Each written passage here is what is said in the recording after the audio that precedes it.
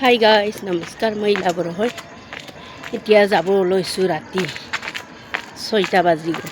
ডিউটিত মাতিছে ছাৰে যে বহুতকেইটা কেছ আহিছে, ইলা আহিবই লাগিব। ঘৰত আছিলোঁ দিনত, এতিয়া আকৌ মাতি পঠাইছে। এতিয়া যাই আছোঁ পটাপট।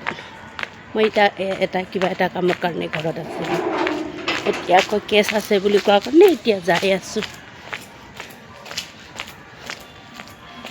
মই আমাৰ লাইফ এইটোকে কয়, বেলেগৰ প্ৰাইভেট গভৰ্ণমেণ্ট চাকৰি আৰু প্ৰাইভেট কাম বহুত ডিফাৰেঞ্চ বুলি কয় যে মানুহ। এইটো এতিয়া মাতিছে, এতিয়া যাব লৈছোঁ, খোজকাঢ়ি আছোঁ। এতিয়া কেছটো হ'ব যেতিয়া ছাৰে ডক্টৰে কৈছে কেছ বহুতকেইটা আছে, আজি এতিয়া আহিবই লাগিব বুলি কোৱা কাৰণে ৰাতি হ'লেও যাই আছোঁ।